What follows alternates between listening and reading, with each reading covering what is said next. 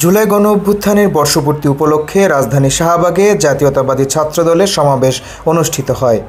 ছাত্রদলের কেন্দ্রীয় সভাপতি রাকিবুল ইসলামের বক্তব্যের মধ্য দিয়ে সমাবেশ শুরু হয়। তিনি বলেন, ছাত্রদলকে রুখে দেওয়ার ক্ষমতা বাংলাদেশে কারও নেই।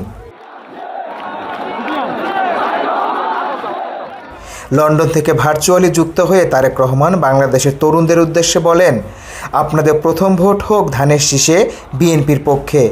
এই ভোট হবে স্বৈরাচার ও অপশাসনের বিরুদ্ধে প্রতিবাদ। তিনি বলেন, দেশের রাজনৈতিক সংস্কৃতি এখন শুধু ক্ষমতা আর সুবিধা অর্জনের লড়াইয়ে পরিণত হয়েছে। তাই তরুণদের উচিত সত্যিকারের জনগণের রাজনীতিতে অংশগ্রহণ করা। এ রাজনীতিকে পাল্টাতে হলে তোমাদেরই এগিয়ে আসতে হবে।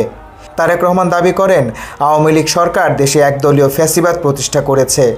জনগণকে শোষণ করা, বাকস্বাধীনতা দমন এবং বিরোধী মত দমনে তারা যে নীতির আশ্রয় নিয়েছে তা গণতান্ত্রিক মূল্যবোধের পরিপন্থী। সমাবেশে সরাসরি উপস্থিত থেকে বিএনপি মহাসচিব মির্জা ফখরুল ইসলাম আলমগীর বলেন, আজ আমরা এখান থেকে শপথ নেই এই দেশ থেকে ফ্যাসিস্ট হাসিনাকে বিদায় করব। তিনি দৃপ্ত কণ্ঠে বলেন, আমরা কোনো দিন কারো কাছে মাথা নত করিনি, করব না। এ দেশ আমাদের, এ দেশের মালিক জনগণ।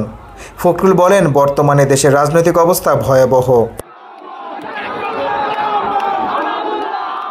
তিনি দাবি করেন, এই অবস্থা থেকে মুক্তির একটাই পথ, একটি নিরপেক্ষ সরকারের অধীনে অবাধ ও সুষ্ঠু নির্বাচন। তিনি আরও বলেন, গোটা জাতি চায় তারেক রহমান দেশে ফিরে আসুন, নেতৃত্ব দিন, পথ দেখান। ফেব্রুয়ারিতে নির্বাচন হবে, এটা আমাদের বিশ্বাস। সেই নির্বাচনে বিজয়ী হয়ে আমরা একটি নতুন বাংলাদেশ গড়ব। এই সমাবেশে সারা দেশের ছাত্রদলের নেতাকর্মীরা উপস্থিত ছিলেন। তাদের দাবি, সব জেলা উপজেলা কমিটিগুলো আবার দেওয়া হোক। শুভেচ্ছা জানাচ্ছি, বিদায় নিয়ে ভালোবাসা জানাচ্ছি।